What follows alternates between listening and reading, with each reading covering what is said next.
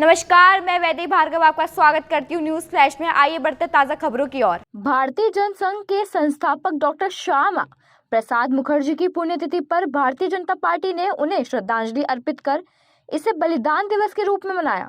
इस अवसर पर भाजपा कार्यालय में पुष्पांजलि कार्यक्रम का आयोजन किया गया, जिसमें मुख्यमंत्री भजनलाल शर्मा, भाजपा प्रदेश अध्यक्ष मदन राठौड़, उप मुख्यमंत्री दिया कुमारी, प्रेमचंद बैरवा, राज्यवर्धन राठौड़, विधायक बाल मुकुंद आचार्य, कैलाश वर्मा, पूर्व प्रदेश अध्यक्ष अरुण चतुर्वेदी, अशोक परनामी सहित पार्टी के वरिष्ठ पदाधिकारी व कार्यकर्ता मौजूद रहे।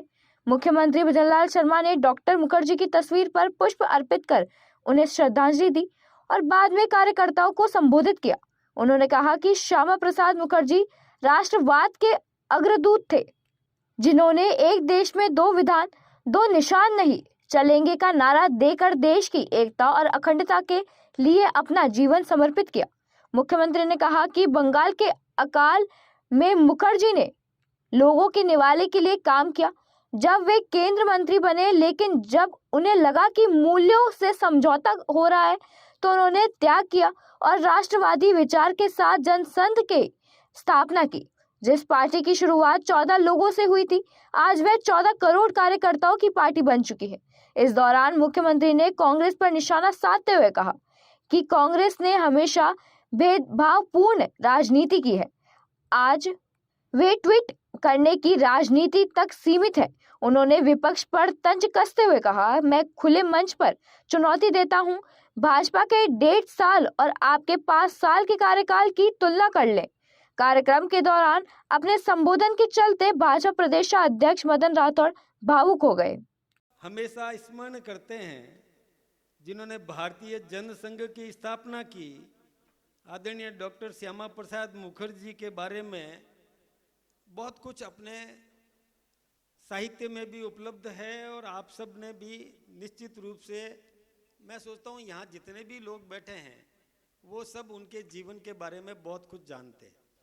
ये आप सब जानते हैं कि 6 जुलाई को 1901 में उनका जन्म हुआ था, लेकिन वो बचपन से ही बहुत मेधावी थे, बहुत तेज तरार, होशियार थे, पढ़ने लिखने में भी बहुत तेज थे। पारिवारिक पृष्ठभूमि भी उनकी एक आंदोलन की थी, उनके पिताजी भी आंदोलन में तल्लीन रहे। उस समय देश को आज़ाद करवाने में उन्होंने बहुत बड़ी भूमिका निभाई थी। उनकी माताजी भी संघर्षशील थी। ये बचपन से ही उनको संस्कार इस प्रकार के मिले। फिर आपको पता है कि बहुत कम उम्र में ही 1923 में ही वो LLB कर दी, LLM कर दी और 1927 में तो बैरिस्टर बन गए और 32 में वो मतलब वाइस चांसलर बन गए कलकत्ता यूनिवर्सिटी के। हाँ, यानी दुनिया में सबसे कम उम्र के vice chancellor doctor Shyama Prasad Mukherjee रहे कि उस उम्र में ही वो वाइस चांसलर बन गए। और यही नहीं, वो 34 में चुनाव जीत करके और विधायक भी बन गए।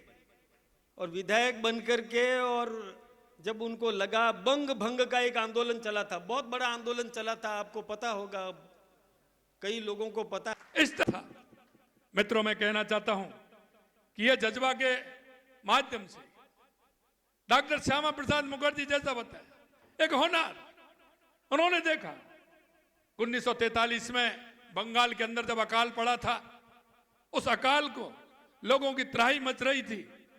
उन्होंने उस अकाल में गांव-गांव जाकर के, शहर-शहर जाकर के उन लोगों के उदर पूर्ति का काम किया और सबका सहयोग करा करके लगातार 4 साल तक अकाल पड़ा।